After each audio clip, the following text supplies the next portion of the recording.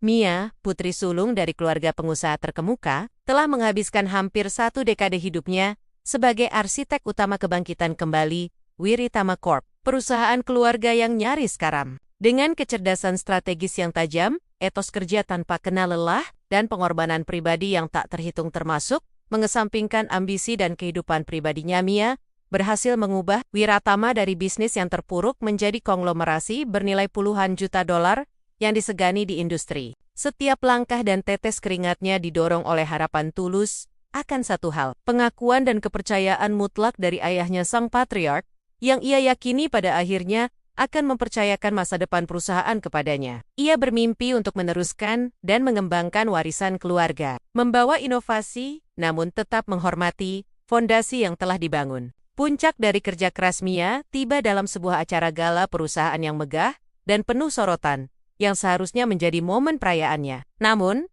harapan Mia hancur berkeping-keping di hadapan mata publik. Ayahnya secara mengejutkan mengumumkan penunjukan David, adik laki-laki Mia, yang jauh lebih muda dan dikenal tidak kompeten serta manja, sebagai Ceco baru. Ayah Mia secara eksplisit menyatakan bahwa David adalah pewaris alami karena statusnya sebagai anak laki-laki. Sementara Mia, yang telah membangun semuanya, hanya diharapkan untuk tetap membimbing dari balik layar, sebuah peran yang terang-terangan meremehkan, mempermalukan, dan menjadikannya bayangan di perusahaan yang ia ciptakan kembali. Keputusan ini bukan hanya pukulan telak bagi harga dirinya, tetapi juga penegasan brutal bahwa semua pengorbanannya tidak cukup untuk melampaui bias patriarkal ayahnya yang mengakar. Merasa dikhianati dan harga dirinya diinjak-injak, Mia menolak untuk menjadi boneka dalam drama keluarga ini. Dalam sebuah pertemuan pribadi yang tegang dan emosional dengan ayahnya, ia menyatakan pengunduran dirinya dengan kepala tegak, menegaskan bahwa ia tidak akan pernah bekerja di bawah kepemimpinan yang tidak ia yakini atau di mana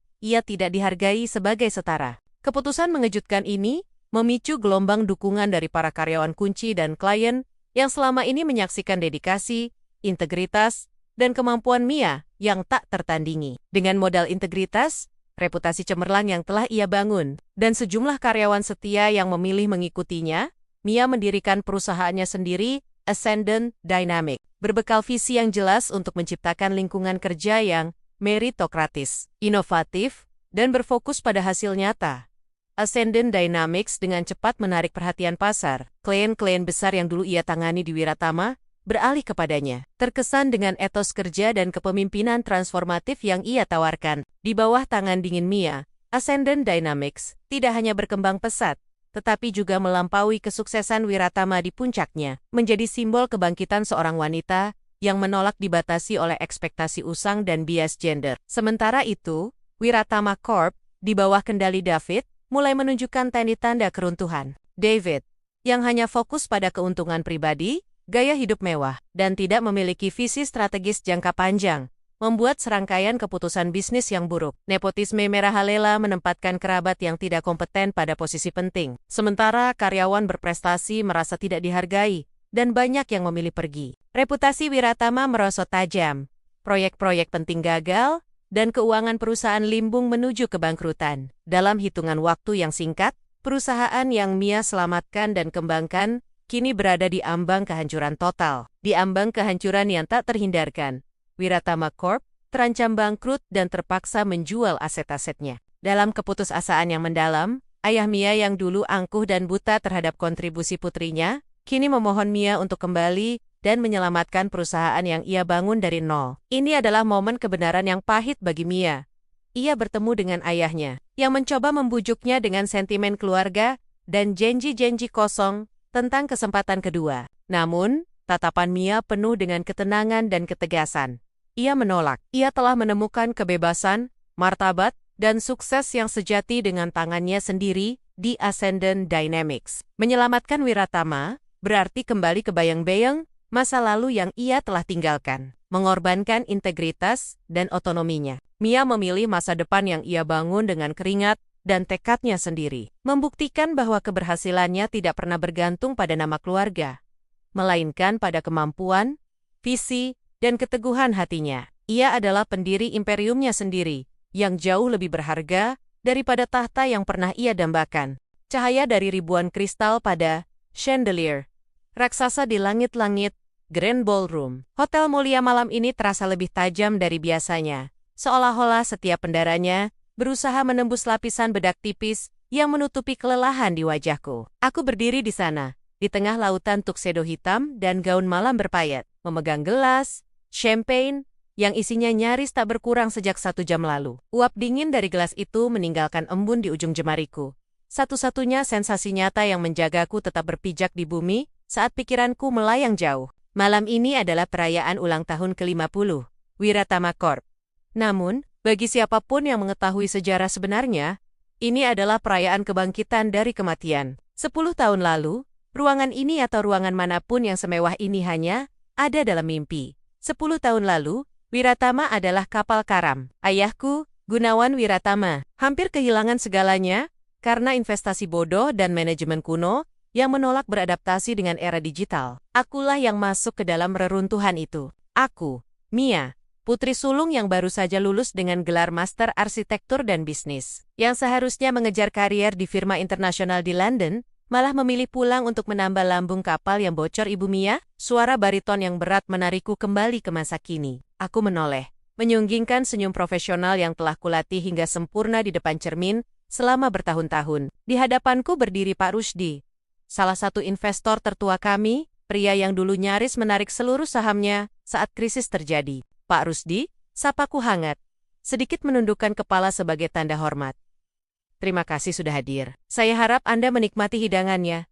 Pak Rusdi tertawa renyah, matanya menyipit di balik kacamata tebalnya. Hidangan itu urusan belakangan, Mia. Saya di sini karena ingin melihat momen besarmu. Semua orang di ruangan ini tahu. Tanpa tangan dinginmu, kita tidak akan minum wine mahal malam ini. Mungkin kita masih minum kopi saset di kantor lamamu yang bocor itu. Pujian itu menyusup hangat ke dalam dadaku, meredakan sedikit ketegangan yang merajai saraf-sarafku. Anda berlebihan, Pak. Ini kerja keras tim. Ah, jangan merendah. Potongnya cepat. Wajahnya berubah serius. Saya tahu siapa yang begadang sampai pagi mengurus restrukturisasi utang. Saya tahu siapa yang terbang ke 3 negara dalam seminggu untuk meyakinkan klien baru. Malam ini, ayahmu harus memberikan mahkota itu padamu. Sudah waktunya, kata-kata itu bergema di kepalaku. Ya, memang sudah waktunya. Aku melirik ke arah panggung utama yang masih kosong, dihiasi bangga-bangga lili putih, dan logo emas. Wiratama Corp yang baru, logo yang aku desain sendiri saat rebranding 3 tahun lalu. Jantungku berdegup, bukan karena takut, tapi karena antisipasi yang menyakitkan. Aku telah mengorbankan segalanya. Usiaku kini 32. Dan aku tidak memiliki cincin di jari manis. Tidak ada rencana liburan. Dan nyaris tidak memiliki kehidupan di luar dinding kaca kantor Wiratama. Teman-temanku sudah menikah, memiliki anak, atau setidaknya memiliki hobi. Hobiku adalah menatap laporan keuangan dan cetak biru proyek. Aku telah membunuh Mia wanita biasa, agar Mia sang penerus bisa hidup. Dan malam ini, aku yakin ayah akhirnya akan melihatnya. Ayah akhirnya akan mengakuinya. Tatapan mataku menyapu ruangan, dan berhenti pada sosok di dekat meja prasmanan. David, adik laki-lakiku. Dia tampak nicis dalam balutan jas, bespoke, dari Italia, tapi cara berdirinya bersandar malas di meja dengan satu tangan di saku celana, dan tangan lain memegang gelas whisky yang sudah setengah kosong menjeritkan ketidakpedulian. David baru berusia 26 tahun, dan satu-satunya kontribusinya pada perusahaan selama ini adalah tagihan kartu kredit korporat yang membengkak untuk hiburan klien yang tidak jelas. Dia tertawa keras menanggapi lelucon seseorang, tawanya menggema sedikit terlalu nyaring, sedikit terlalu kosong. Ada rasa perih yang aneh saat melihatnya, bukan benci, tapi lebih kepada rasa kasihan, bercampur iritasi. Dia tidak pernah diminta memikul beban seberat yang kupikul. Dia bebas menjadi anak laki-laki yang manja, sementara aku harus menjadi prajurit. Tapi malam ini, perbedaan itu tidak akan menjadi masalah. Kompetensi akan menang. Meritokrasi akan ditegakkan. Mia, suara itu membuat punggungku tegak secara refleks. Ayah, Gunawan Wiratama, berjalan mendekatiku, didampingi oleh asisten pribadinya. Di usianya yang ke-65, ayah masih terlihat gagah, meski rambutnya kini memutih sepenuhnya. Aura otoritas menguar darinya, seperti parfum yang menyengat. Dia menatapku. Matanya yang tajam meneliti penampilanku dari ujung rambut hingga ujung kaki. Gaunmu bagus, komentarnya singkat. Pujian langka. Terima kasih ayah, ini malam penting, jawabku. Suaraku tenang meski tanganku sedikit gemetar memegang gelas. Semua persiapan sudah selesai. Klien-klien dari Singapura juga sudah datang. Ayah mengangguk pelan. Matanya tidak menatap mataku, melainkan menerawang ke arah kerumunan tamu. Bagus. Kita harus memberikan kesan yang kuat. Malam ini adalah tentang masa depan Wiratama. Tentang kelangsungan darah daging kita. Darah daging kita. Istilah itu membuat hatiku membuncah. Selama bertahun-tahun, aku merasa hanya dianggap sebagai karyawan berkinerja tinggi, bukan sebagai putri yang meneruskan visi ayahnya. Kalimat itu terasa seperti janji. Aku siap. Ya, ucapku. Memberanikan diri menyentuh lengan jasnya pelan. Aku siap untuk langkah selanjutnya. Ayah menoleh padaku. Untuk sesaat, ada sesuatu yang tak terbaca di matanya. Keraguan, penyesalan, atau hanya sekadar kalkulasi dingin. Dia menepuk tanganku yang ada di lengannya. 2 kali. Tepukan yang kaku dan berjarak. Ya, kamu sudah bekerja keras, Mia. Sangat keras. Ayah tahu itu. Dia kemudian melepaskan tanganku dan berjalan menuju panggung karena pembawa acara telah memberikan tanda. Lampu ruangan meredup perlahan. Sorotan lampu, spotlight, membelah kegelapan, terarah lurus ke podium di tengah panggung. Musik orkestra yang sedari tadi mengalun lembut, kini berhenti. Digantikan oleh suara tepuk tangan sopan dari ratusan tamu undangan. Aku berdiri di barisan depan, tepat di samping David yang baru saja bergabung. Aroma whisky dan parfum, Mas, menguar darinya. Tegang banget, Kak. Bisik David sambil menyeringai, melonggarkan dasi kupu kepania yang miring. Santai saja, ini cuma pesta. Aku tidak menoleh. Ini bukan cuma pesta, David. Ini tonggak sejarah. David hanya mengangkat bahu. Tidak peduli. Di atas panggung, ayah berdiri tegak di belakang podium. Dia membetulkan posisi mikrofon. Lalu memandang ke seluruh penjuru ruangan. Keheningan turun menyelimuti. Ballroom. Sebuah penghormatan untuk sang patriark. Selamat malam hadirin sekalian. Mitra bisnis yang saya hormati, dan keluarga besar Wiratama, suara ayah menggema, berat dan berwibawa. Aku menahan napas. Ini dia, malam ini, kita tidak hanya merayakan 50 tahun berdirinya perusahaan ini. Kita merayakan ketahanan, kita merayakan inovasi. Ayah melanjutkan pidatonya, menceritakan kembali sejarah singkat perusahaan, masa-masa sulit, dan kebangkitan kembali. Dia tidak menyebut namaku secara spesifik, saat membahas kebangkitan itu, hanya menyebut tim manajemen yang solid. Tapi, aku tidak keberatan. Pengakuan yang sesungguhnya akan datang sebentar lagi. Namun, nada suara ayah berubah menjadi lebih serius, lebih emosional. Sebuah perusahaan tidak bisa hidup selamanya hanya dengan mengandalkan kejayaan masa lalu. Sebuah kerajaan butuh pewaris, butuh darah baru untuk memimpin di garis depan. Jantungku memukal-mukal rusukku dengan keras. Tanganku terasa dingin. Aku menegakkan tubuh. Mempersiapkan diri untuk melangkah naik, membayangkan senyum rendah hati yang akan kuberikan saat menerima jabat tangan ayah. Aku sudah menyiapkan pidato singkat tentang visi 2030, tentang green architecture, tentang ekspansi global. Saya telah memikirkan ini dengan sangat matang, kata ayah. Matanya menyapu ruangan dan aku, bersumpah dia menatapku sekilas sebelum beralih ke arah David. Keputusan ini didasarkan pada tradisi, pada tatanan alamiah kepemimpinan, dan pada harapan akan keberlanjutan nama besar Wiratama. Ada jeda yang terasa seperti 1 abad. Dengan bangga, saya umumkan kepada Anda semua, CEO baru Wiratama Corp, yang akan memimpin kita menuju era baru. Putra saya, David Wiratama. Waktu berhenti. Bukan kiasan, tapi benar-benar terasa berhenti. Suara di sekelilingku lenyap, tergantikan oleh denging tinggi yang menyakitkan di telingaku. Aku melihat bibir orang-orang bergerak, melihat tangan mereka bertepuk, melihat cahaya lampu kilat kamera melatap-letap seperti kilat badai. Tapi, aku tidak bisa mendengar apa-apa, selain detak jantungku sendiri, yang kini terasa seperti palu yang menghantam kaca. David, otakku menolak memproses informasi itu. Pasti ada kesalahan. Pasti ayah salah sebut. David, yang bahkan tidak tahu cara membaca neraca laba rugi. David, yang minggu lalu bertanya padaku apa itu EBIT. Di sampingku, David tampak terkejut sesaat. Alisnya terangkat. Sebelum senyum lebar yang penuh kemenangan merekah di wajahnya. Dia tidak tampak seperti seseorang yang baru saja menerima tanggung jawab ribuan karyawan di pundaknya. Dia tampak seperti anak kecil yang baru saja dihadiahi mainan paling mahal di toko. David melangkah maju, menepuk bahuku sekilas tepukan yang merendahkan, sadar atau tidak, lalu berjalan dengan langkah ringan menuju panggung. Tepuk tangan membahana, para tamu bersorak. Mereka bertepuk tangan untuk sebuah bencana, dan mereka tidak menyadarinya. Atau mungkin mereka tahu, tapi mereka tidak peduli selama sampahnya terus mengalir. Aku masih berdiri mematung. Rasanya seperti lantai di bawah kakiku telah runtuh, menjatuhkanku ke dalam jurang gelap yang tak berdasar.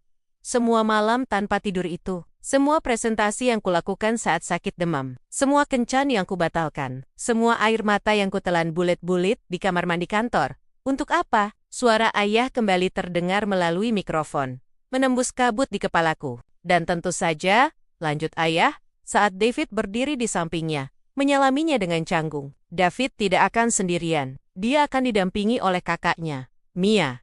Saya telah menunjuk Mia untuk mengambil peran baru sebagai Astoris Chief Advisor Astoris. Mia akan tetap membimbing dari balik layar, memastikan David memiliki semua dukungan yang dia butuhkan untuk bersinar, membimbing dari balik layar. Kalimat itu adalah paku terakhir di peti matiku. Bukan hanya tidak dipilih, aku dijadikan pelayan bagi adikku sendiri. Aku diminta menjadi otak di balik boneka raja, bekerja dalam beyang-beyong, sementara David menikmati sorotan yang kubangun dengan keringatku sendiri. Ayah tidak hanya mengabaikan kompetensiku, dia secara aktif menghinaku di depan ratusan elit bisnis Jakarta. Dia mengatakan kepada dunia bahwa sekeras apapun aku bekerja, secerdas apapun aku hanyalah seorang wanita yang tugasnya adalah mendukung laki-laki pewaris alami. Aku melihat ke panggung.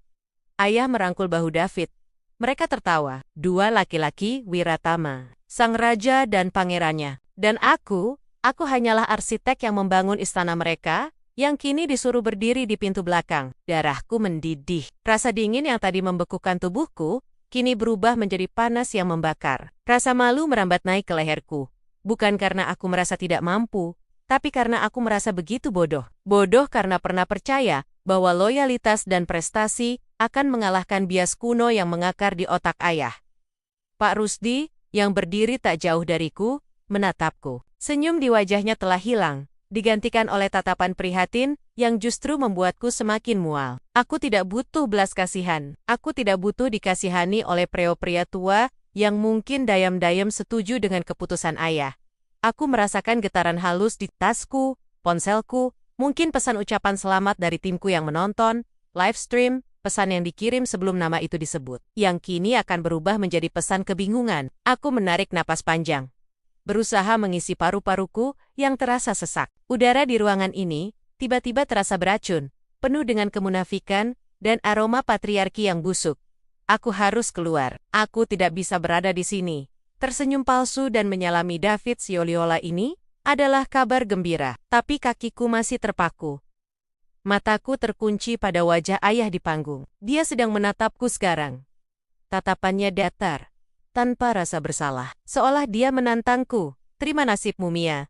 Jadilah anak perempuan yang baik. Asterisk tidak. Sesuatu yang keras dan dingin terbentuk di dalam dadaku, menggantikan serpihan hatiku yang hancur. Ini bukan kesedihan, ini adalah kemarahan yang jernih. Kemarahan yang memberiku kejelasan yang menakutkan. Aku mengangkat daguku sedikit lebih tinggi. Aku tidak akan menangis, tidak di sini, tidak di hadapan mereka. Aku memandang gelas champagne di tanganku, lalu dengan gerakan perlahan dan sengaja, aku meletakkannya di meja terdekat. Bunyi, klik, halus gelas menyentuh meja terdengar sangat keras di telingaku sendiri. Pesta ini bukan untukku. Perusahaan ini, ternyata, tidak pernah benar-benar menjadi milikku. Dan saat David mulai gagap mengucapkan pidato terima kasihnya yang tidak siap, mengoceh tentang betapa kerennya kesempatan ini, aku tahu satu hal dengan kepastian yang mutlak.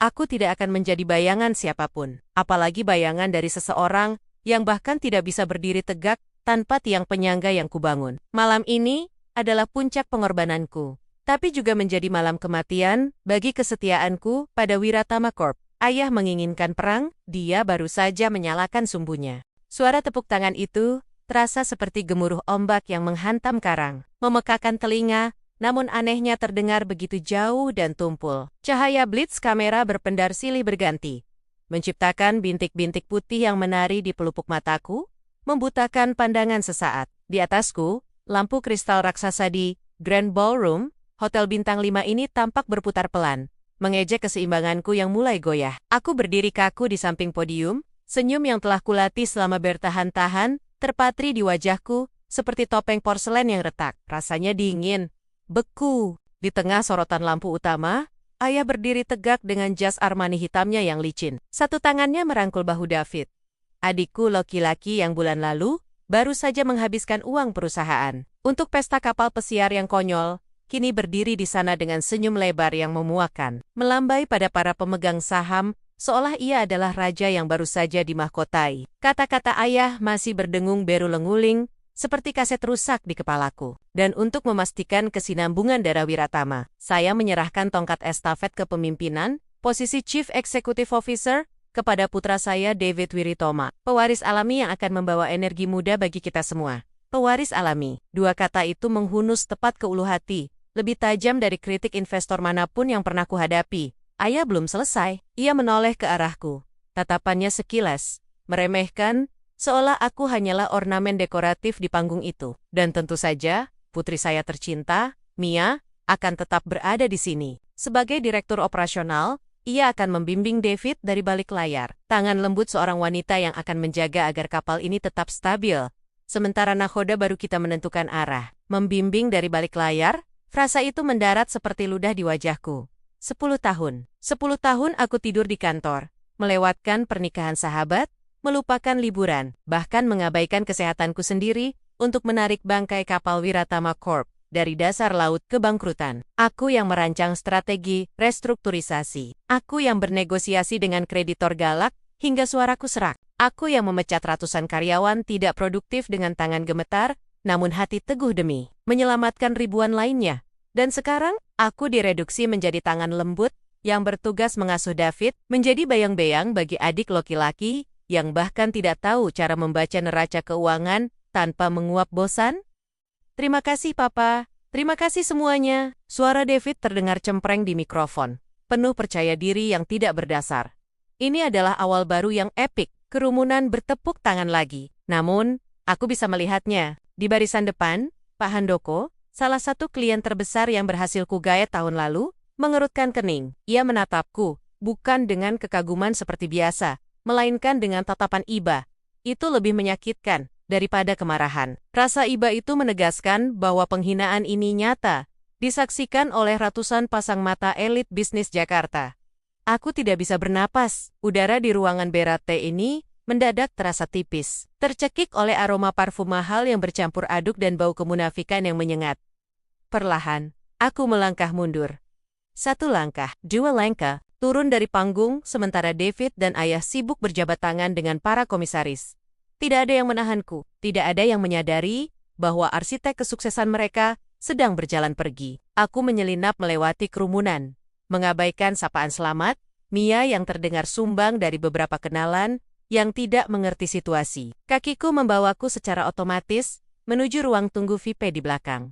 Ballroom. Ruangan itu sunyi, kedap suara, berlapis karpet tebal berwarna marun. Aku menutup pintu di belakangku, membiarkan kebisingan pesta teredam menjadi dengungan samar. Aku berjalan menuju cermin besar di dinding. Wanita di pantulan itu tampak cantik dalam gaun malam sutra, berwarna biru tua, namun matanya kosong. Tanganku gemetar saat meraih gelas air di meja konsol. Gelas itu beradu dengan gigi saat aku minum, mencoba membasuh rasa pahit yang menggumpal di tenggorokan. Pintu terbuka kasar. Suara tawa terdengar sebelum sosok itu masuk.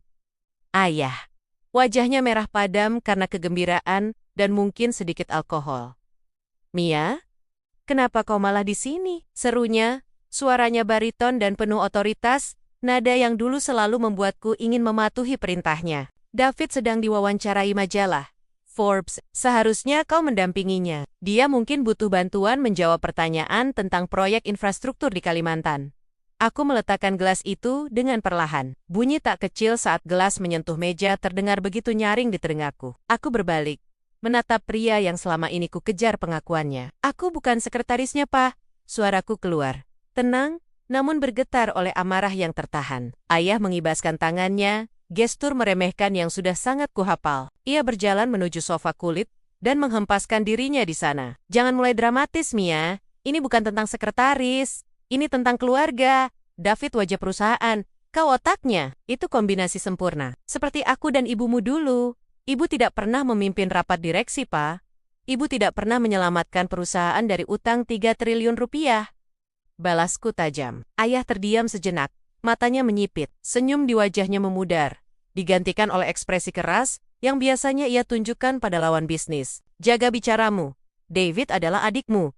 Dia laki-laki. Sudah sewajarnya dia yang memegang posisi puncak. Klien lebih percaya pada figur pria sebagai pemimpin konglomerasi. Itu realitas bisnis, Mia. Kau terlalu emosional. Lihat dirimu sekarang. Emosional? Aku tertawa. Tawa pendek yang kering dan tanpa humor. Aku emosional. Karena papa baru saja mempermalukanku di depan seluruh industri? Papa bilang membimbing dari balik layar. Papa tahu apa artinya itu. Itu artinya papa ingin aku terus bekerja keras, memeras otak, membereskan kekacauan yang pasti akan dibuat David. Sementara dia yang mendapat pujian, gaji, dan titelnya, aku melangkah mendekat. Hak sepatuku menancap kuat di karpet. David tidak kompeten, Pak. Dia tidak tahu bedanya. Cash flow dan profit. Minggu lalu dia hampir membatalkan kontrak dengan supplier baja, hanya karena dia tidak suka dengan nada bicara manajernya. Jika dia jadi CEO, perusahaan ini akan hancur dalam setahun. Maka tugasmu untuk memastikan itu tidak terjadi. Bentak ayah. Wajahnya kini mengeras. Urat di lehernya menonjol. Ia bangkit berdiri, mencoba mengintimidasi dengan postur tubuhnya yang besar. Kau kakaknya, kau seharusnya mendukung. Bukan iri hati. Apa yang kurang? Gajimu besar. Sahammu ada. Kau dihormati. Dihormati, aku menggeleng pelan. Air mata kemarahan mulai mendesak di sudut mata. Tapi aku menahannya sekuat tenaga. Aku tidak akan menangis. Tidak di depannya, papa tidak menghormatiku. Jika papa menghormatiku, papa akan menilai kinerjaku. Bukan jenis kelaminku. Cukup, Mia. Ayah memukul sandaran sofa. Keputusan sudah dibuat. Dewan Komisaris setuju. David adalah CEO. Kau akan tetap menjadi direktur operasional, dan kau akan membimbingnya sampai dia siap. Sekarang. Hapus wajah masam itu, keluar ke sana, dan tersenyum. Jangan permalukan keluarga ini. Keheningan menyelimuti ruangan itu. Detik demi detik berlalu. Aku menatap pria tua di hadapanku ini. Pria yang selama ini kuanggap sebagai mentor, sebagai dewa yang harus kupuja, tiba-tiba, ia terlihat begitu kerdil, begitu kuno. Bias patriarkinya bukan lagi dinding yang harus kupanjat, melainkan jurang yang memisahkan kami selamanya. Sesuatu dalam diriku patah, atau mungkin sesuatu justru tersambung kembali. Rasa takut akan kekecewaannya, rasa haus akan validasinya, semua itu menguap, digantikan oleh kejelasan yang dingin dan jernih. Aku menarik napas panjang, membiarkan oksigen memenuhi paru-paruku yang sesak. Bahuku yang tegang perlahan rileks. Tidak, kataku. Suaraku tidak lagi bergetar, datar, final. Ayah mengerutkan kening, bingung. Apa maksudmu tidak? Tanganku bergerak ke saku tersembunyi di balik gaunku, mengambil kartu akses emas kunci utama ke lantai eksekutif Wiratama Corp, simbol dari 10 tahun hidupku. Aku menatap kartu itu sejenak. Ada namaku di sana. Asterisk, Mia Wiratama. Asterisk, tapi nama itu terasa asing sekarang, jika disandingkan dengan logo perusahaan ini. Aku meletakkan kartu itu di meja kopi, tepat di depan ayah. Aku mengundurkan diri. Ucapku. Mata ayah membelalak, mulutnya sedikit terbuka, seolah aku baru saja berbicara dalam bahasa asing. Kau menggertak, kau tidak akan berani. Kemana kau akan pergi? Wiratama adalah hidupmu. Dulu, koreksiku. Dulu ini hidupku, tapi aku tidak akan menghabiskan sisa hidupku membangun tahta untuk orang lain duduki. Aku tidak akan menjadi babysitter untuk David. Dan aku pasti tidak akan bekerja untuk seseorang yang tidak menghargai keberadaanku sebagai setara. Kau akan kehilangan segalanya, Mia. Ayah mulai panik. Suaranya naik 1 oktav. Egonya terluka, tapi ketakutan mulai merayap di matanya. Dia tahu, jauh di lubuk hatinya, siapa yang sebenarnya menjalankan mesin uang ini. Fasilitas, bonus, nama besar keluarga. Kau akan menjadi tidak siapa-siapa di luar sana. Aku tersenyum tipis. Kali ini, senyum itu tulus. Senyum dari seseorang yang baru saja melepaskan beban seberat 1 ton dari punggungnya. Nama besar keluarga? Tanyaku retoris. Papa lupa, reputasi Wiratama Corp hari ini dibangun di atas keringatku. Bukan nama David. Klien percaya padaku, bukan pada logo perusahaan. Aku membalikkan badan, melangkah menuju pintu keluar VIP, yang mengarah langsung ke lobi. Bukan kembali ke ballroom. Mia, kembali ke sini. Aku perintahkan kau kembali. Teriakan ayah menggema di ruangan itu, putus asa, dan penuh amarah. Jika kau melangkah keluar dari pintu itu, kau bukan lagi putriku. Kau musuhku. Langkahku terhenti sejenak di ambang pintu. Kalimat itu menyakitkan, Tentu saja. Rasanya seperti sayatan pisau di hati. Namun, rasa sakit itu tertutup oleh rasa lega yang luar biasa. Aku menoleh sedikit, tanpa membalikan badan sepenuhnya. Kalau begitu, bersiaplah, Pa, karena musuh yang Papa ciptakan hari ini adalah orang yang paling tahu kelemahan benteng Papa. Aku mendorong pintu berat itu dan melangkah keluar. Udara malam Jakarta menyambutku di lobi hotel. Lembab dan bising oleh suara klakson lalu lintas. Kontras dengan dinginnya AC di dalam. Tapi udara ini terasa bebas. Tidak ada lagi atap kaca yang membatasiku. Ponselku bergetar di dalam tas tangan kecilku. Aku mengeluarkannya. Sebuah pesan masuk dari Pak Handoko. Bu Mia, pidato yang menarik. Jika rumor yang saya dengar benar tentang peran David, saya rasa kita perlu bicara besok pagi. Saya tidak menaruh uang saya pada anak kemarin sore. Lalu pesan lain masuk, dari Elena, kepala divisi arsitek, tangan kananku yang setia. Bu, wajah ibu tadi di panggung. Tolong katakan ibu punya rencana. Karena kalau ibu pergi, saya dan tim inti ikut. Kami tidak sudi dipimpin David. Aku menatap layar ponsel yang berpendar di tengah keremangan lobi. Rasa percaya diri yang baru mulai tumbuh, menghangat di dadaku. Mereka melihatku. Mereka menghargaiku, bukan karena namaku, tapi karena kerjaku. Aku mengetik balasan singkat untuk Elena, siapkan tim. Kita rapat di kafe biasa besok jam 8 pagi. Jangan bawa atribut Wiratama. Kita mulai dari nol. Aku memasukkan ponsel kembali, mengangkat dagu, dan berjalan menuju Astoris Valet Parking Astoris. Malam ini aku kehilangan warisan, kehilangan jabatan, dan mungkin kehilangan ayah. Tapi saat mobilku melaju membelah jalanan Jakarta, meninggalkan gedung megah tempat pesta itu berlangsung, aku sadar, aku mendapatkan sesuatu yang jauh lebih berharga. Aku mendapatkan diriku kembali. Dan kali ini, aku tidak akan membangun istana untuk orang lain. Bau cat dinding yang masih basah menyengat hidungku, bercampur dengan aroma kopi hitam murah dari kedai di seberang jalan. Tidak ada lagi lantai marmer Italia yang dingin di bawah telapak kakiku. Tidak ada lagi pemandangan cakrawala Jakarta dari lantai 40. Dan yang paling jelas, tidak ada lagi beyang-beyang ayahku yang menekan setiap sudut ruangan. Aku berdiri di tengah ruangan kosong seluas 100 meter persegi, di sebuah ruko 3 lantai di kawasan Jakarta Selatan. Ini jauh dari kemewahan kantor pusat Wiratama Corp. Di Sudirman, tempat aku menghabiskan 10 tahun terakhir hidupku. Di sini, pendingin udaranya berdengung sedikit terlalu keras, dan suara lalu lintas jalan raya merembes masuk melalui celah jendela yang belum sempat diperbaiki. Namun, saat aku menarik napas panjang, paru-paruku terasa penuh. Oksigen di sini terasa berbeda. Bebas. Bu Mia? Suara itu membuyarkan lamunanku. Aku berbalik dan melihat Raka, mantan kepala divisi teknis Wiratama, berdiri di ambang pintu dengan kardus besar di tangannya. Di belakangnya, Sarah, manajer operasional terbaik yang pernah kutemui, sedang berusaha memindahkan tumpukan berkas dengan susah payah. Raka, Sarah, sapaku, senyum tulus merekah di bibirku, senyum yang jarang kutunjukkan beberapa bulan terakhir. Letakkan saja, di mana saja. Kita belum punya meja. Raka tertawa kecil, meletakkan kardus itu di lantai semen yang baru dipoles. Rasanya aneh, Bu, tapi aneh yang bagus. Seperti kita kembali ke masa kuliah, tapi dengan pengalaman 10 tahun. Maafkan kondisinya, ujarku, menatap mereka berdua dengan rasa bersalah yang masih tersisa. Kalian meninggalkan gaji besar, tunjangan kesehatan premium, dan keamanan korporat demi ini. Ruangan kosong yang berisik. Sarah mengibaskan tangannya, menyeka keringat di dahinya. Bu, kami tidak bekerja untuk Wiratama karena gedungnya. Kami bekerja di sana karena visi ibu. Ketika ibu pergi, roh tempat itu ikut pergi. David, Sarah ragu sejenak, lalu menggeleng. Memilih kata-katanya dengan hati-hati. David mungkin punya nama belakang itu, tapi dia tidak punya arah. Kami memilih nakoda yang tahu cara membaca peta. Kata-kata itu menyentuh ulu hatiku. Ini adalah pertaruhan terbesar dalam hidupku. Mengundurkan diri adalah satu hal. Itu adalah ledakan emosi dan harga diri. Tapi membangun kembali dari nol, itu adalah ujian ketahanan yang sesungguhnya. Aku tidak membawa sepeser pun uang perusahaan keluarga. Modal Ascendant Dynamics murni berasal dari tabungan pribadiku, hasil likuidasi portofolio saham, dan penjualan apartemen keduaku. Baiklah, kataku, nada suaraku berubah menjadi tegas dan profesional.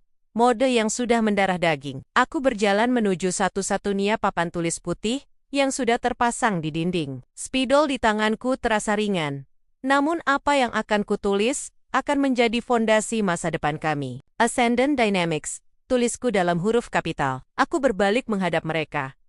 Kita bukan lagi raksasa yang lamban, kita adalah speedboat. Kita lincah, kita tajam, dan kita lapar. Di Wiratama, birokrasi membunuh inovasi. Di sini, ide terbaiklah yang menang. Tidak peduli siapa yang mengucapkannya, tidak ada politik kantor, tidak ada anak emas. Kita menjual kompetensi. Hari-hari pertama adalah kekacauan yang terorganisir. Kami bertiga, ditambah 2 insinyur muda, dan 1 staf pemasaran yang ikut membelot, bekerja 12 jam sehari. Aku, yang biasa tinggal menekan tombol intercom untuk meminta laporan, kini harus memasang kabel server sendiri, bernegosiasi harga sewa mesin fotokopi, dan menyusun draft kontrak hukum hingga pukul 3 pagi. Namun, kelelahan fisik ini terasa memuaskan. Tidak ada lagi rapat direksi, di mana aku harus menahan lidah saat ayah memotong presentasiku demi mendengarkan ide dangkal David. Di sini, setiap tetes keringat langsung terkonversi menjadi kemajuan nyata. Ujian sesungguhnya datang pada minggu ketiga. Kami membutuhkan klien jangkar. Sesuatu yang besar untuk melegitimasi keberadaan Ascendant Dynamics di pasar. Aku membidik Nusantara Logistics, salah satu klien lama yang pernah kutangani di Wiratama. Kontrak pembaruan sistem logistik mereka akan habis bulan depan.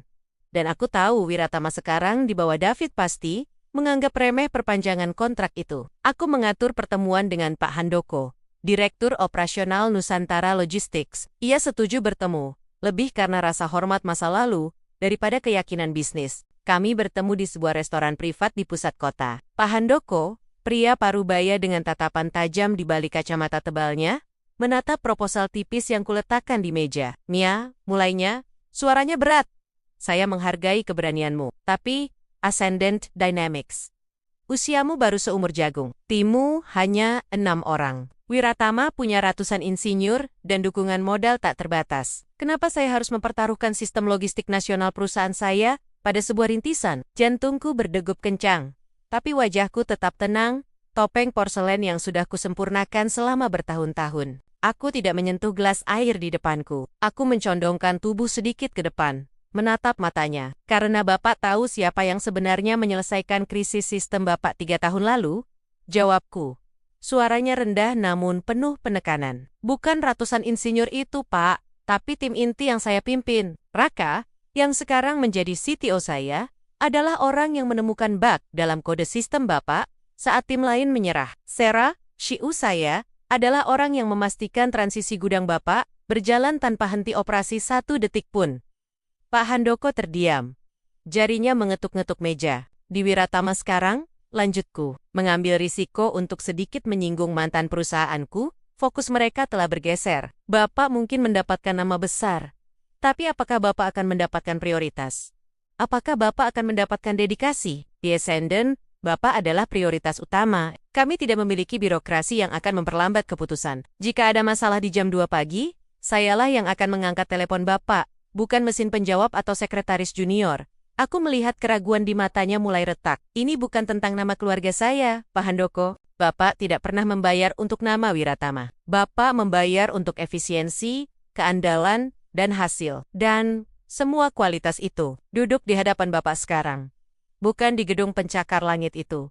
Hening yang panjang menyelimuti meja kami. Denting sendok di kejauhan terdengar begitu nyaring. Aku menahan napas, menyadari bahwa nasib perusahaan baruku bergantung pada detik-detik ini. Akhirnya, Pak Handoko menghela napas panjang, lalu tersenyum tipis.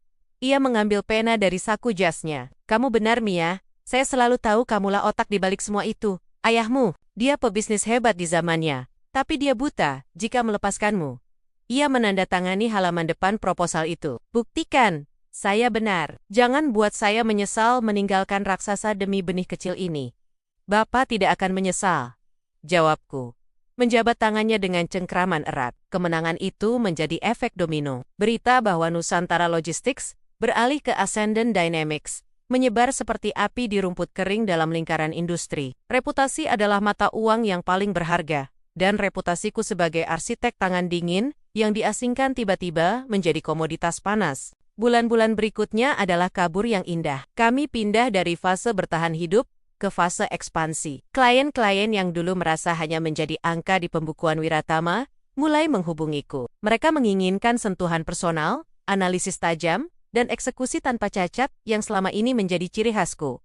Suasana di kantor ruko kami berubah drastis. Dinding-dindingnya kini penuh dengan diagram alur proyek dan jadwal tenggat waktu. Suara dengung pendingin, udara tertutup oleh suara diskusi yang baru piapi, namun konstruktif. Suatu sore, aku berdiri di balkon lantai 3 ruko, memandang jalanan yang macet di bawah. Raka menghampiriku, membawa 2 cangkir kopi. Laporan kuartal pertama sudah selesai, Bu, katanya, menyerahkan kopi itu padaku. Kita melampaui proyeksi awal sebesar 200%. Aku menerima kopi itu, merasakan hangatnya merambat ke telapak tanganku.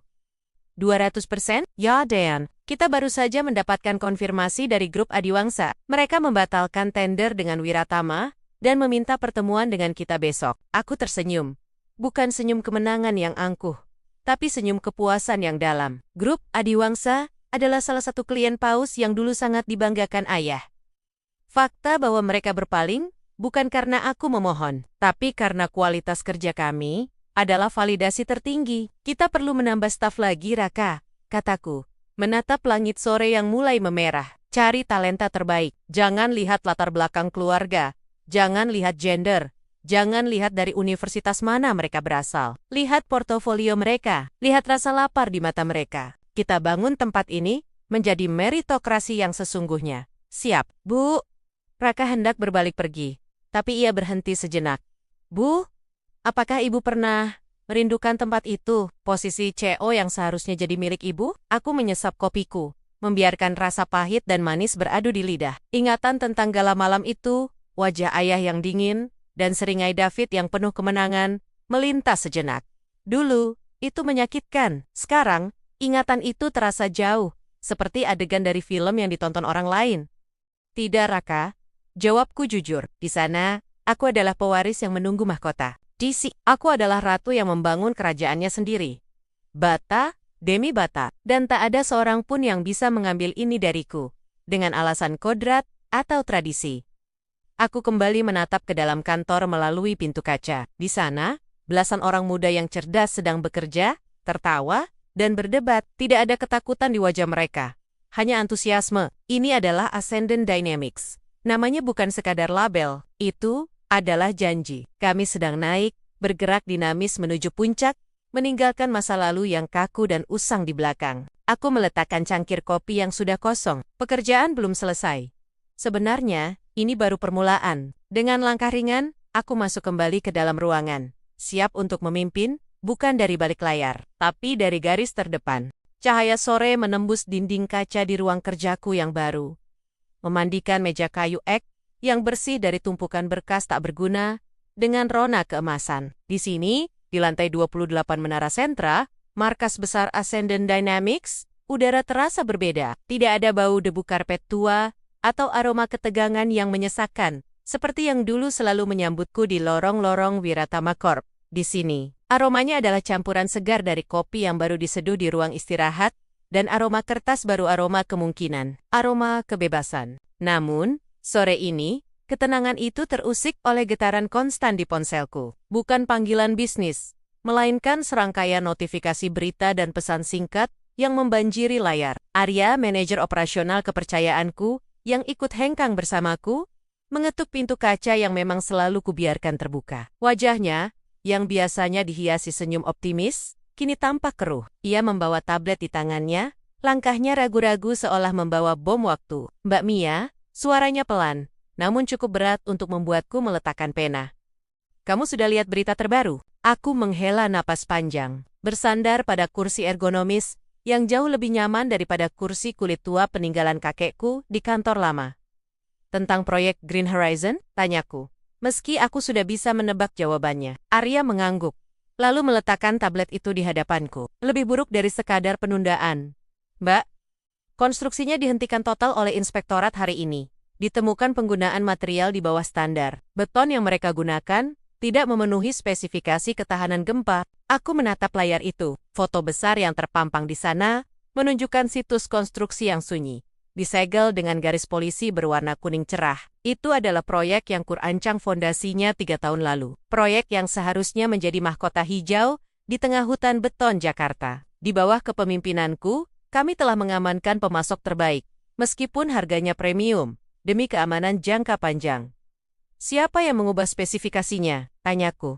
Suaraku bergetar menahan amarah yang bukan lagi hakku, namun tetap terasa personal. David, jawab Arya singkat. Ia menarik kursi di hadapanku dan duduk tanpa diminta, tanda keakraban yang kami bangun dalam perjuangan membangun Ascendant. Dia memutus kontrak dengan pemasok lama kita bulan lalu. Alasannya, efisiensi biaya. Dia menggantinya dengan perusahaan milik teman kuliahnya, namanya Barata Supplies. Perusahaan yang baru berdiri 6 bulan lalu dan tidak punya rekam jejak. Aku memejamkan mata, memijat pelipis yang mulai berdenyut. Efisiensi biaya? Gumamku getir. Itu bahasa halusnya untuk mengambil keuntungan jangka pendek demi menutupi gaya hidupnya. Dan itu belum semuanya, tambah Arya. Kali ini nadanya lebih hati-hati. 2 VP Share, Pak Rahmat dan Bu Ratna, mengajukan pengunduran diri pagi ini. Mereka tidak tahan lagi, katanya. Rapat direksi terakhir berubah menjadi ajang. David memamerkan jam tangan barunya, sementara laporan keuangan kuartal ini merah total. Aku bangkit dari kursi, berjalan menuju jendela besar yang menghadap ke cakrawala kota. Di kejauhan, aku bisa melihat gedung Wiratama Corp menjulang, namun entah mengapa, ia tampak lebih suram di mataku sekarang. Gedung itu, yang dulu kubersihkan dari utang dan kubangun reputasinya dengan darah dan air mataku, kini sedang digerogoti dari dalam, seperti kayu yang dimakan rayap. Biarkan saja Arya, kataku akhirnya. Meski hatiku terasa perih. Itu bukan lagi kapal kita. Kita sudah punya perahu sendiri. Tapi perahu itu sedang menarik semua penumpang kita ke dasar laut. Mbak, sahut Arya. Banyak staf junior di sana yang menghubungi HR kita. Mereka ketakutan. Gaji bulan ini terlambat 5 hari. Isu PHK massal sudah beredar di grup WhatsApp kantor lama. Aku berbalik menatap Arya. Rasa tanggung jawab itu masih ada sisa-sisa naluri seorang pemimpin yang dulu menganggap setiap karyawan Wiratama sebagai keluarga. Namun, aku harus realistis. Aku tidak bisa menyelamatkan semua orang. Tidak, ketika aku baru saja menegakkan tiang pancang perusahaanku sendiri. Prioritaskan mereka yang memiliki rekam jejak integritas tinggi. Arya, Ascendant bukan panti sosial, tapi kita menghargai bakat yang disia-siakan. Lakukan wawancara tertutup. Jangan sampai David tahu kita menampung pelarian secara massal, atau dia akan menggunakan itu sebagai bahan bakar untuk menuduh kita melakukan sabotase. Arya mengangguk, mencatat instruksi itu dengan cepat. Baik, Mbak. Oh ya, satu lagi. Pak Handoko sudah tiba. Dia menunggu di ruang rapat. Nama itu membuat postur tubuhku tegak seketika. Pak Handoko adalah salah satu klien terbesar Wiratama selama 1 dekade terakhir. Loyalitasnya pada ayah sangat tinggi. Jika dia ada di sini, di kantor Ascendant Dynamics, itu artinya bendungan banner-banner telah jebol. Beri aku waktu 2 menit, kataku. Saat aku melangkah masuk ke ruang rapat, Pak Handoko sedang berdiri membelakangiku, menatap lukisan abstrak di dinding. Ia tampak lebih tua dari terakhir kali kami bertemu di gala sialan itu. Bahunya sedikit membungkuk, seolah beban yang ia pikul terlalu berat. Selamat sore Pak Handoko, sapaku, mengulurkan tangan dengan senyum profesional. Ia berbalik, dan ekspresi wajahnya adalah campuran antara kelegaan dan rasa malu yang mendalam. Ia menjabat tanganku erat. Telapak tangannya terasa dingin dan berkeringat. Mia? Atau haruskah kupanggil Ibu Direktur sekarang? Mia saja cukup, Pak. Anda tahu saya tidak gila hormat, jawabku. Mempersilakannya duduk. Pak Handoko menghempaskan tubuhnya ke kursi, lalu meletakkan sebuah map tebal di atas meja marmer. Ia tidak berbasa-basi. Saya membatalkan kontrak pembaruan resor di Bali dengan Wiratama pagi ini. Aku menjaga ekspresiku tetap netral. Meski di dalam hati, ada suara kemenangan kecil yang bercampur dengan rasa iba. Saya menyayangkan mendengarnya, Pak. Itu proyek impian Bapak sejak lama. Impian yang berubah jadi mimpi buruk. Potongnya tajam. Wajahnya memerah karena emosi tertahan. Kamu tahu siapa yang dikirim David untuk rapat koordinasi minggu lalu? Sepupu, anak yang baru lulus kuliah, yang bahkan tidak tahu bedanya antara rendering dan blueprint. Dia datang terlambat setengah jam, bau alkohol, dan berani menceramahiku tentang estetika modern. Pak Handoko menggelengkan kepala. Tangannya gemetar saat meraih gelas air yang disediakan stafku. Aku menelepon ayahmu, Mia. Aku mencoba bicara padanya sebagai teman lama. Tapi dia seperti orang buta. Dia bilang David hanya butuh waktu adaptasi. Adaptasi? Dia sedang membakar uangku untuk belajar. Ayah memang memiliki titik lemah yang besar terhadap David, ujarku pelan. Memilih kata-kata dengan hati-hati. Aku tidak ingin terlihat seperti anak durhaka yang menjelekkan keluarga sendiri, Meskipun faktanya memang demikian, integritas adalah mata uangku sekarang. Titik lemah itu akan menghancurkannya, desis Pak Handoko. Ia mendorong map di atas meja ke arahku. Ini draft kontrak untukmu, Mia, proyek Bali, dan 2 proyek apartemen di Surabaya. Aku tidak peduli berapa hargamu, aku tahu kualitas kerjamu. Aku tahu kamu yang mengerjakan semua perhitungan struktur di Wiratama dulu. Bukan tim teknis yang sekarang tidak becus itu. Aku membuka map itu. Angkanya fantastis. Ini bukan sekadar proyek, ini adalah pengakuan. Ini adalah validasi bahwa namaku berdiri di atas kompetensi.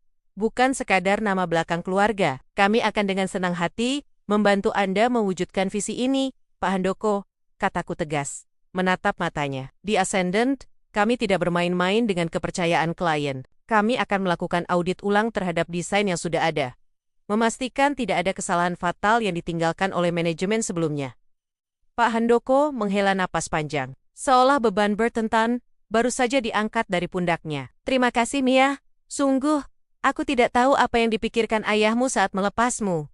1 jam kemudian, setelah Pak Handoko pergi dengan senyum yang jauh lebih ringan, aku kembali ke ruanganku. Langit di luar sudah berubah menjadi ungu gelap.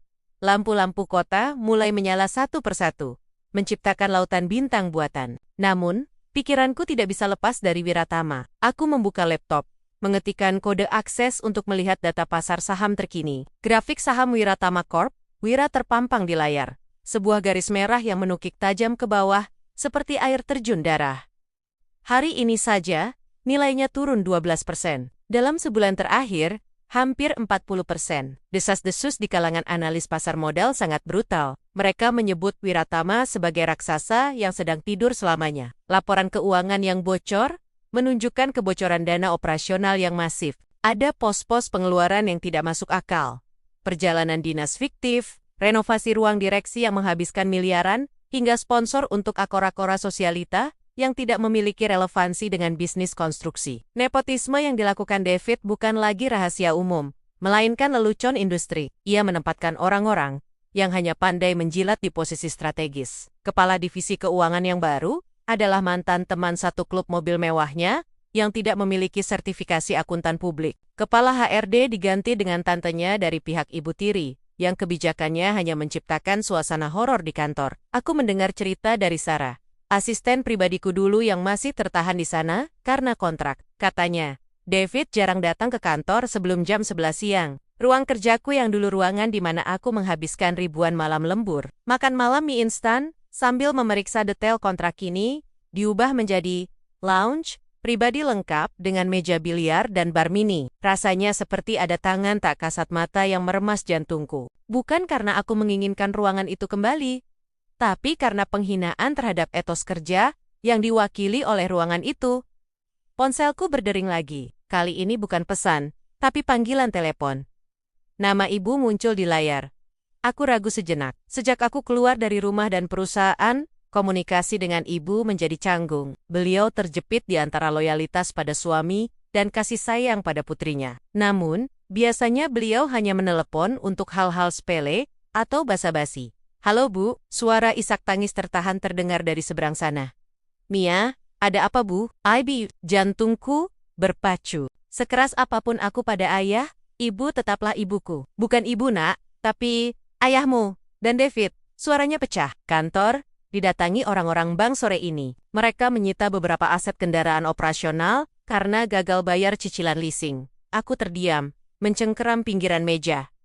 Gagal bayar cicilan. Wiratama, perusahaan yang kas cadangannya dulu kujaga agar cukup untuk operasional 6 bulan tanpa proyek sekalipun? Bagaimana bisa, Bu? Cadangan kas yang kutinggalkan sangat besar, tanyaku. Nadaku meninggi tanpa sadar. David. Ibu terisak lagi. David menggunakannya untuk investasi spekulatif di Astoris Cryptocurrency Astoris dan proyek tambang yang ternyata bodong. Mia, dia ingin membuktikan pada ayah bahwa dia bisa melipat gandakan uang dengan cepat. Tidak lambat sepertimu. Uangnya hilang. Semua hilang. Duniaku terasa berputar pelan. Kebodohan itu melampaui imajinasiku. David bukan hanya tidak kompeten, dia berjudi dengan warisan keluarga. Lalu ayah, apa yang ayah lakukan? Ayahmu, dia mengurung diri di kamar kerja sejak sore. Dia tidak mau makan. Dia terus berteriak memarahi David di telepon. Tapi David malah pergi ke Singapura. katanya menenangkan diri. Mia, tolong, ibu takut, ayahmu terlihat sangat tua dan rapuh malam ini. Aku memejamkan mata, membayangkan wajah ayah. Wajah yang dulu menatapku dengan angkuh di atas podium gala, yang dengan bangga menyatakan bahwa laki-laki adalah pewaris alami. Kini, wajah itu bersembunyi di balik pintu tertutup, dihantui oleh pilihan-pilihannya sendiri. Bu, kataku lembut namun tegas. Aku akan mengirim dokter pribadi untuk memeriksa ayah, kalau ibu mau. Tapi aku tidak bisa melakukan apa-apa. Soal perusahaan, itu di luar wewenangku sekarang. Mia, kamu satu-satunya yang mengerti perusahaan itu. Tidak bu, potongku, rasa sakit mengiris suaraku. Aku mengerti perusahaan yang dulu, Wiratama yang sekarang adalah ciptaan David dan ayah. Aku memiliki Ascendant Dynamics yang harus kujaga. Aku punya ratusan karyawan yang menggantungkan nasib padaku di sini. Aku tidak bisa masuk ke dalam api hanya untuk terbakar bersama mereka. Hening sejenak di seberang sana. Hanya suara napas ibu yang berat. Baiklah nak, ibu mengerti. Maafkan ibu, sambungan terputus. Aku meletakkan ponsel di meja dengan tangan gemetar. Rasa bersalah mencoba menyusup, berbisik bahwa aku anak yang kejam. Tapi kemudian aku melihat sekeliling ruanganku. Aku melihat proposal kontrak Pak Handoko. Aku melihat lampu-lampu di ruang kerja stafku di luar sana, di mana orang-orang bekerja dengan semangat, bukan ketakutan. Aku telah membangun istana ini di atas puing-puing harga diriku yang sempat dihancurkan. Jika Wiratama harus runtuh, agar ayah menyadari kesalahannya, maka biarlah ia runtuh. Aku bukan lagi penyelamat yang menunggu pengakuan. Aku adalah penguasa dari takdirku sendiri. Namun, jauh di lubuk hatiku, aku tahu ini belum berakhir. Badai yang sesungguhnya belum mencapai puncaknya. Dan saat Wiratama benar-benar karam, ombaknya pasti akan mencoba menyeretku kembali. Aku berdiri, merapikan blazerku, dan berjalan keluar ruangan. Arya dan tim inti masih di sana, berdiskusi seru tentang strategi untuk proyek baru. Saat mereka melihatku, diskusi terhenti sejenak, digantikan oleh tatapan hormat dan senyum tulus. Ayo kita pesan makan malam, kataku pada mereka. Suaraku kembali stabil dan kuat. Kita punya banyak pekerjaan untuk menyambut klien-klien baru besok malam itu. Ascendant Dynamics bersinar terang. Sebuah mercusuar kompetensi di tengah lautan industri yang sedang bergejolak. Sementara di seberang kota, lampu-lampu Wiratama mulai meredup, satu demi satu, menuju kegelapan yang tak terelakkan.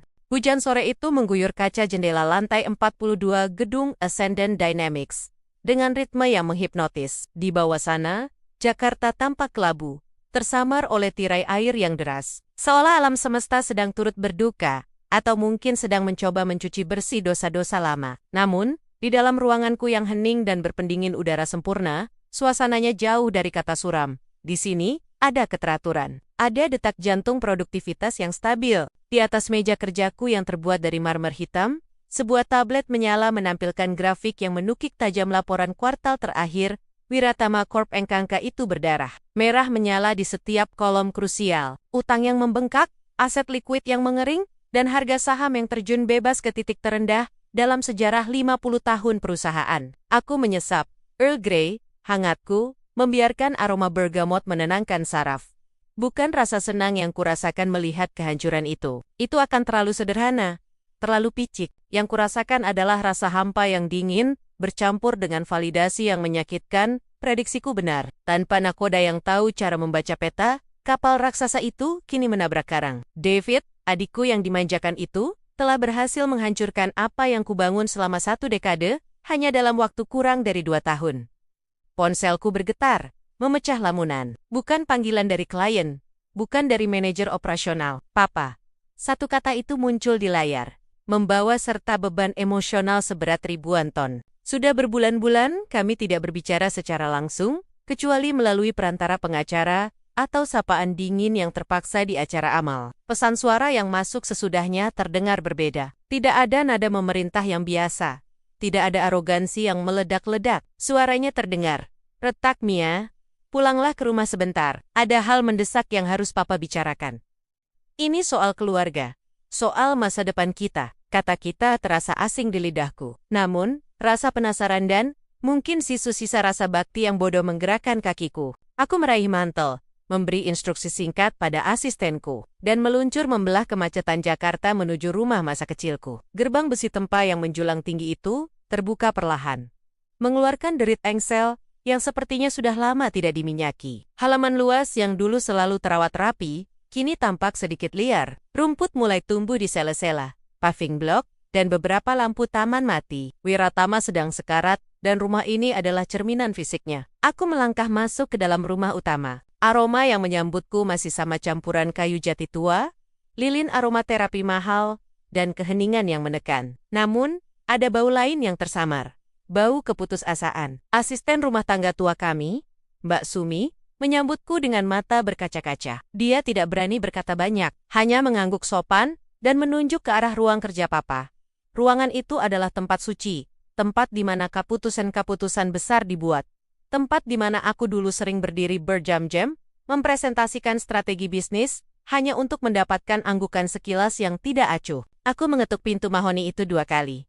Lalu membukanya tanpa menunggu jawaban. Pemandangan di depanku membuat langkahku terhenti sesaat. Papa duduk di balik meja besarnya, tetapi dia bukan lagi raksasa yang kuingat. Pria yang dulu mendominasi setiap ruangan dengan postur tegap dan tatapan tajamnya, kini tampak menyusut. Bahunya merosot, kemejanya sedikit longgar di bagian leher, dan kulit wajahnya tampak abu-abu, seolah vitalitas telah disedot keluar dari tubuhnya. Di asbak, cerutu yang baru separuh terbakar mengepulkan asap tipis, menambah kesan suram di ruangan yang hanya diterangi lampu meja itu. Mia, suaranya parau, seakan dia lupa cara menggunakan pita suaranya.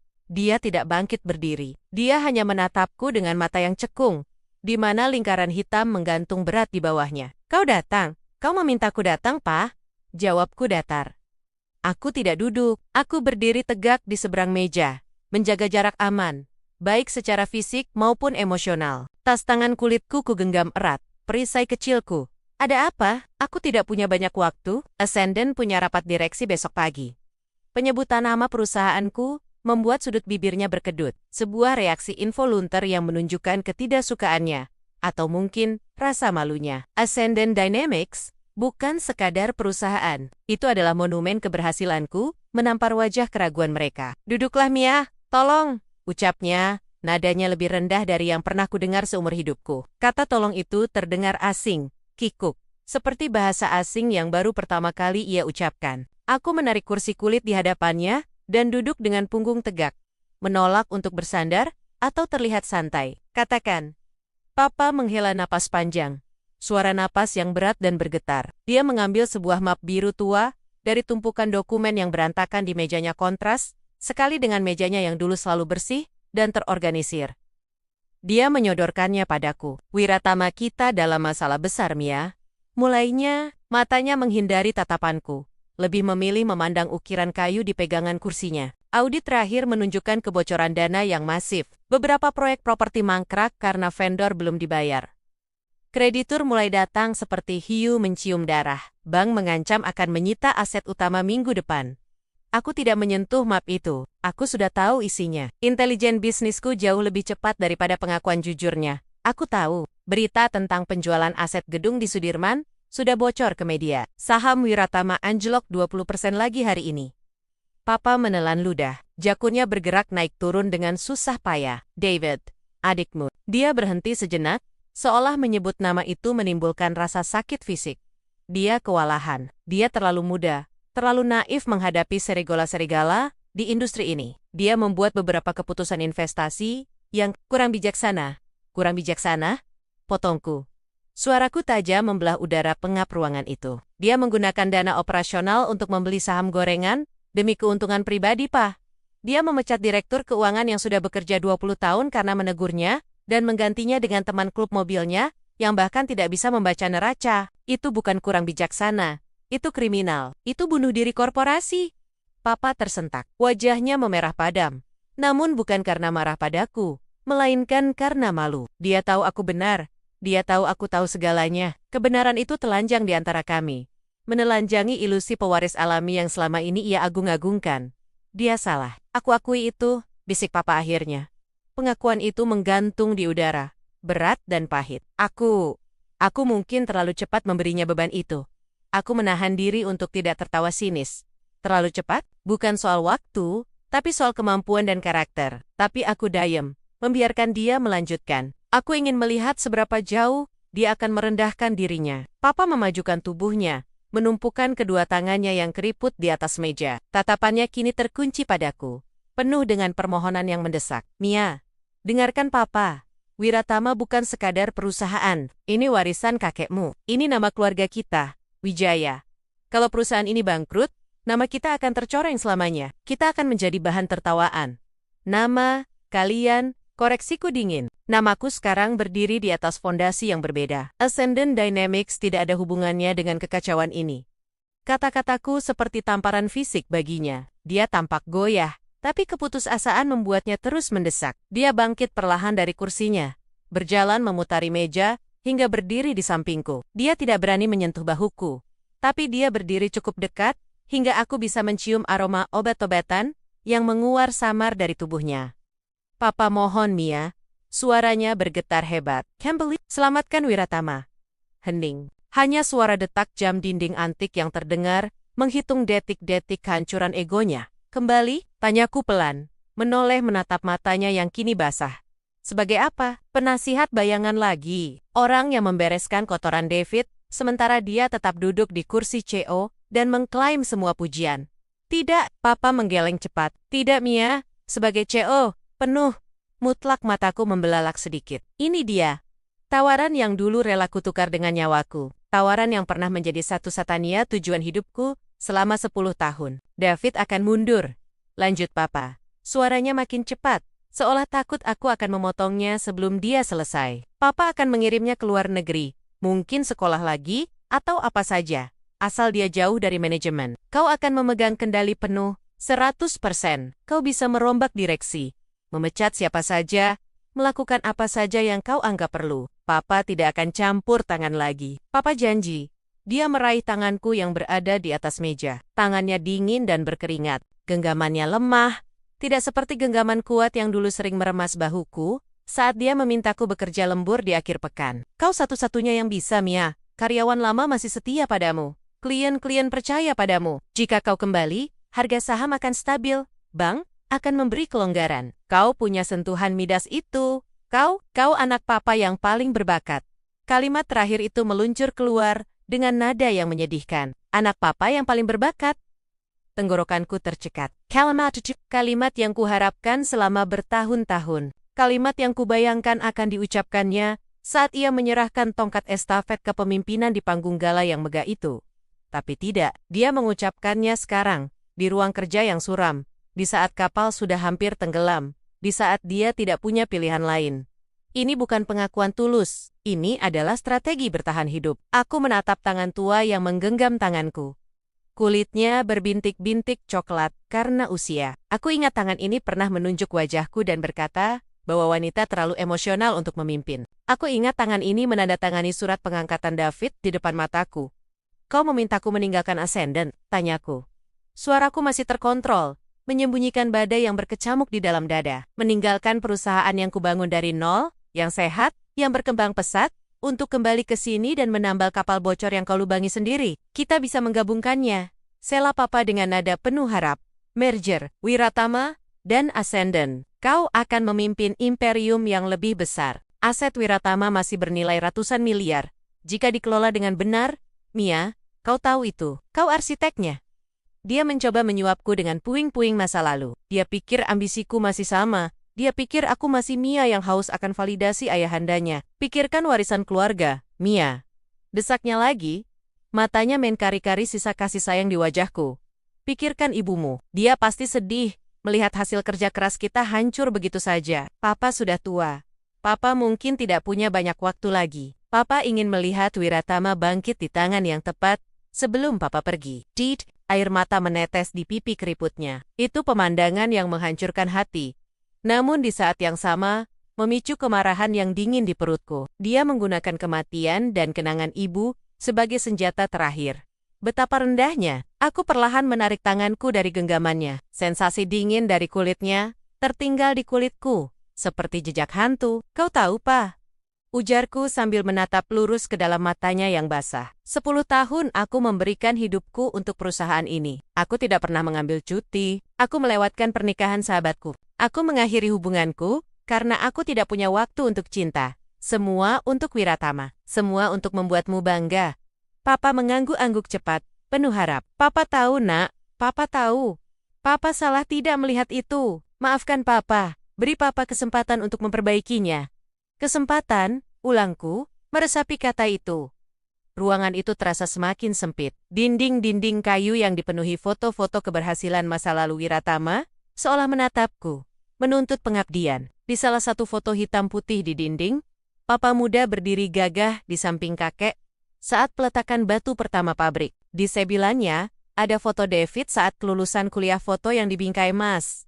Tidak ada fotoku di dinding ini. Prestasiku selama 1 dekade hanya tercatat di laporan keuangan yang kini dia pegang aratorat sebagai pelampung penyelamat. Aku berdiri dari kursi, menghaluskan rok kerjaku yang tidak kusut. Suara hujan di luar semakin deras, menghantam kaca jendela seperti ribuan kerikil. Kilat menyambar di kejauhan, menerangi ruangan itu sesaat dengan cahaya putih yang menyilaukan, memperlihatkan wajah Papa yang penuh harap dan ketakutan. Ini adalah momen di mana aku seharusnya merasa menang. Ayahku, sang patriark yang angkuh, berlutut secara metafora di hadapanku, mengakui bahwa dia butuh aku, bahwa aku lebih baik dari putra emasnya. Tapi rasanya tidak manis, rasanya pahit. Seperti obat yang kadaluarsa. Dia memohon bukan karena dia mencintaiku atau menghargaiku sebagai setara. Dia memohon karena dia takut miskin. Dia takut malu. Dia memohon karena aku adalah satu-satunya alat yang tersisa di kotak perkakasnya yang sudah rusak. Mia, panggilnya pelan. Kecemasan mulai merayap kembali ke wajahnya, melihat reaksiku yang tenang, terlalu tenang. Aku menarik napas dalam-dalam, menghirup aroma rumah ini untuk terakhir kalinya. Aroma masa lalu yang menyesakkan. Sudah waktunya untuk mengakhiri drama ini. Aku menatap pria tua itu, bukan sebagai ayah, tapi sebagai seorang CEO dari perusahaan yang gagal, yang sedang mengajukan proposal bisnis yang sangat buruk kepada kompetitornya yang sukses. Tawaran itu ada di meja, tahta Wiratama. Mahkota yang dulu kuidamkan. Tapi sekerong. Melihatnya dari dekat, mahkota itu hanyalah rongsokan berkarat. Donok, aku sudah punya kerajaanku sendiri. Mulutku terbuka. Siap untuk melepaskan katikota yang akan mengubah nasib kami berdua selamanya. Keheningan yang menggantung di antara kami terasa lebih berat daripada beton bertulang yang biasa menopang gedung-gedung rancanganku. Di ruang kerjaku yang luas di lantai 30 Ascendant Dynamics, suara dengungan halus pendingin ruangan menjadi satu-satunya latar belakang bagi napas ayah yang terdengar berat dan tersendat. Aku menatap pria yang duduk di seberang meja mahoni hitamku. Dulu, ia adalah raksasa, sosok yang bayangannya menutupi seluruh duniaku, yang persetujuannya adalah mata uang paling berharga yang pernah kukejar. Namun kini, di bawah pencahayaan lampu LED kantor yang tajam, ia tampak menyusut. Bahunya yang biasanya tegap, kini merosot. Dan jas Armani yang dikenakannya tampak sedikit kedodoran. Seolah-olah beban kegagalan Wiratama telah menggerogoti daging dari tulang-tulangnya. Cangkir teh porselen di hadapannya masih mengepulkan asap tipis, tak tersentuh. Aroma teh melati yang lembut beradu dengan aroma samar keputusasaan yang menguar dari dirinya. Mia, suaranya parau, retak di ujungnya. Ia mencoba menatap mataku, tetapi matanya yang cekung terus beralih ke logo Ascendant Dynamics yang terukir elegan di dinding kaca di belakangku. Kau dengar apa yang kukatakan tadi, Wiratama? Kita tidak bisa membiarkannya runtuh. Itu warisan kakekmu, itu darah daging kita. Aku menyandarkan punggung ke kursi ergonomisku yang nyaman, kedua tanganku bertaut tenang di atas meja. Jemariku tidak gemetar, jantungku tidak berpacu. Yang kurasakan hanyalah gelombang ketenangan yang aneh. Seolah aku sedang mengamati badai dari balik jendela kaca tebal yang tak tertembus. Aku mendengarmu, ayah. Jawabku lembut, suaraku stabil.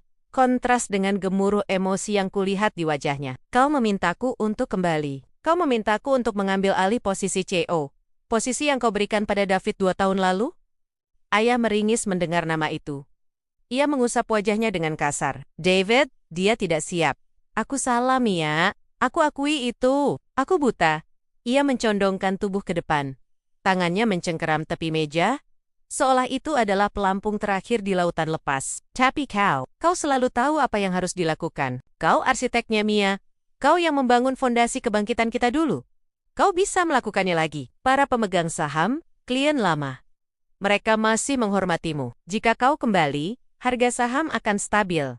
Kita bisa merestrukturisasi utang. Kita bisa menyelamatkannya. Kata-kata itu meluncur deras, penuh harap. Kita. Kata jamak yang dulu sangat kucita-citakan. Namun sekarang, kata itu terdengar asing di telingaku. Kita, ulangku. Sebuah senyum tipis dan sedih tersungging di bibirku. Tidak ada lagi kita dalam konteks bisnis, Ayah. Kita berakhir saat kau berdiri di podium itu dan mengatakan bahwa David adalah pewaris alami karena dia laki-laki. Sementara aku cukup menjadi bayangannya. Itu kesalahan. Sergahnya cepat, nada suaranya naik 1 oktav karena panik. Aku terpaku pada tradisi usang.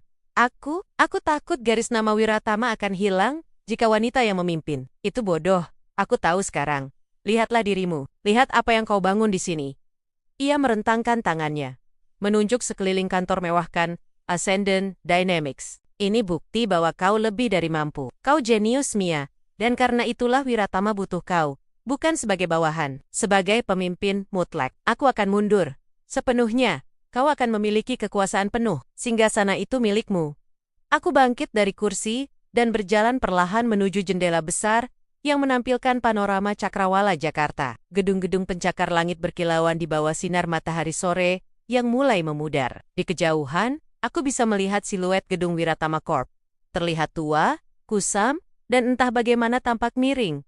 Metafora fisik dari kehancuran internalnya. Aku menempelkan telapak tanganku ke kaca yang dingin. Ayah, ujarku tanpa menoleh. Apakah kau tahu apa yang David lakukan pada tim R&D yang kubangun selama 5 tahun? Dia memecat mereka demi menghemat anggaran untuk membeli jet perusahaan. Apakah kau tahu apa yang terjadi pada proyek Green Haven? Dia mengubah spesifikasi material menjadi kualitas rendah untuk mengambil selisih keuntungan.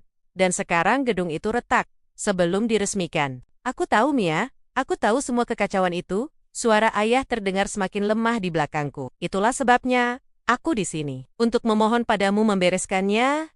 Aku berbalik perlahan. Cahaya matahari sore menyinari wajahku, membuatku menyipitkan mata. Kau tidak memintaku untuk memimpin, Ayah. Kau memintaku untuk menjadi petugas kebersihan. Kau memintaku untuk masuk ke dalam gedung yang sedang terbakar, memadamkan apinya dengan tanganku sendiri, dan membangunnya kembali dari abu, hanya agar nama Wiratama tetap terlihat bersih. Apa itu salah? Tuntutnya, sedikit ketegasan lamanya muncul kembali. Itu keluargamu. Apakah kau akan membiarkan adikmu hancur? Apakah kau akan membiarkan namaku tercemar di masa tuaku karena kebangkrutan? Aku menatapnya lurus-lurus. Tatapan yang dulu selalu kutundukkan, kini kutahan dengan berani. David hancur karena pilihannya sendiri. Dan karena kau memanjakannya dengan kekuasaan yang tidak pernah ia pelajari, cara menggunakannya. Dan nama baik, aku menggeleng pelan. Integritasku ada di sini, di Ascendant Dynamics. Di sini, di mana setiap orang dinilai dari apa yang mereka hasilkan, bukan dari gender atau nama belakang mereka. Di sini, di mana aku tidak perlu bertarung setiap hari, hanya untuk membuktikan bahwa aku layak didengarkan. Ayah terdiam, wajahnya memerah, campuran antara rasa malu dan amarah yang tertahan. Jadi ini tentang dendam? Kau ingin melihat kami menderita? Kau ingin menghukumku? Bukan. Jawabku cepat. Suaraku tegas namun tanpa bisa. Ini bukan tentang dendam, Ayah. Ini tentang harga diri. Ini tentang kenyataan. Aku melangkah kembali ke meja, mengambil sebuah map yang berisi laporan keuangan Ascendant kuartal terakhir, lalu meletakkannya kembali. Itu hanya simbolis, pengingat bagi diriku sendiri, tentang apa yang telah kuraih. Menyelamatkan Wiratama, berarti aku harus menggadaikan masa depan Ascendant. Jelasku dengan logika dingin, yang dulu sering ayah puji. Waktu, energi, dan sumber daya mentalku akan tersedot untuk memperbaiki kesalahan orang lain. Karyawan-karyawanku di sini, mereka yang memilih mengikutiku saat aku tidak punya apa-apa, selain ide dan laptop di meja dapur. Mereka berhak mendapatkan pemimpin yang fokus 100% pada masa depan mereka, bukan pemimpin yang sibuk menggali kuburan masa lalu. Air mata mulai menggenang di mata tua ayah. Ini pemandangan yang menyakitkan, sekaligus membebaskan. Pria yang tak tersentuh itu kini menangis. "Tolong, Mia," bisiknya. Suaranya pecah, menjadi isakan kecil yang menyedihkan. Aku tidak punya siapa-siapa lagi. Para direksi ingin menuntutku. Bank akan menyita rumah. Aku takut. Rasa iba menyelinap di hatiku. Menusuk pelan. Bagaimanapun, dia adalah ayahku. Namun, rasa iba itu tidak cukup kuat untuk menggoyahkan fondasi yang telah kubangun dengan susah payah. Aku ingat malam-malam panjang tanpa tidur, penghinaan di depan umum saat pesta gala itu, dan perasaan tidak berharga yang ia tanamkan. Aku telah menyembuhkan luka itu dengan kesuksesan yang kubuat sendiri. Aku tidak akan membukanya lagi. Aku bisa membantumu secara pribadi, Ayah. Kataku akhirnya. Aku bisa memastikan kau dan ibu memiliki tempat tinggal yang layak. Aku bisa memastikan kebutuhan hidup kalian terjamin. Ascendant memiliki dana untuk itu. Wajah ayah sedikit cerah. Harapan palsu muncul di matanya. Dan perusahaan? Kau akan mengambil alih? Tidak. Potongku tajam. Kata itu menggema di ruangan. Satu kata, dua suku kata, namun memiliki berat ribuan ton. Wiratama Corp harus menghadapi konsekuensinya. Jika harus dijual, biarkan dijual. Jika harus pilot, biarkan pilot. Itu adalah siklus bisnis. Sesuatu yang buruk, yang busuk dari dalam, harus mati agar sesuatu yang baru bisa tumbuh. Aku menatapnya dengan finalitas yang tak terbantahkan. Aku tidak akan kembali ke kursi itu, Ayah. Kursi itu penuh dengan paku yang kau dan David pasang sendiri. Ayah ternganga. Ia menatapku sioliola. Aku baru saja berbicara dalam bahasa asing. Perlahan, realitas meresap ke dalam dirinya. Bahunya turun sepenuhnya, seolah tali yang menahannya telah putus. Ia menyadari bahwa manipulasi emosional, janji warisan, dan rasa bersalah tidak lagi mempan terhadap wanita yang berdiri di hadapannya. Ia perlahan berdiri, kakinya goyah. Ia tidak lagi tampak seperti patriark yang menakutkan. Hanya seorang pria tua yang kalah judi di akhir hidupnya. Kau benar-benar berubah, Mia, gumamnya. Ada nada kekaguman yang bercampur dengan kepahitan dalam suaranya. Kau menjadi lebih keras dariku. Aku tidak menjadi keras, Ayah. Koreksiku. Aku menjadi kuat. Ada bedanya. Tanpa kata-kata lagi, Ayah berbelik. Langkahnya lambat dan menyeret saat ia menuju pintu kaca besar kantorku. Ia berhenti sejenak di ambang pintu, tangannya menyentuh bingkai logam dingin, mungkin berharap aku akan memanggilnya kembali, mungkin berharap aku akan berubah pikiran di detik terakhir. Tetapi, aku tetap diam. Pintu tertutup dengan bunyi, klik, lembut namun tegas. Aku berdiri sendirian di tengah ruangan yang luas itu.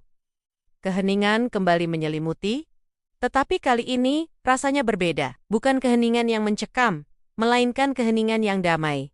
Seperti udara pagi setelah badai besar berlalu. Aku berjalan kembali ke jendela. Di bawah sana, kota Jakarta terus bergerak. Lampu-lampu mulai menyala seiring senja yang merangkak turun, menciptakan lautan bintang buatan. Di kejauhan, lampu di puncak gedung Wiratama tampak berkedip, redup, sebelum akhirnya mati, mungkin gangguan listrik, atau mungkin pertanda nasib. Aku menarik napas dalam-dalam, mengisi paru-paruku dengan udara dingin, yang beraroma samar pengharum ruangan lavender. Rasa lega yang membanjiriku begitu luar biasa, hingga lututku terasa lemas. Selama bertahan-tahan, aku mendaki gunung curam dengan beban ekspektasi ayah di punggungku, berharap mencapai puncak di mana ia akan memberiku mahkota. Hari ini, aku menyadari bahwa aku tidak membutuhkan mahkota darinya. Aku melirik pantulan diriku di kaca jendela. Seorang wanita dengan setelan kerja rapi, tatapan tajam, dan punggung yang tegak. Tidak ada lagi Mia si anak perempuan yang memohon validasi.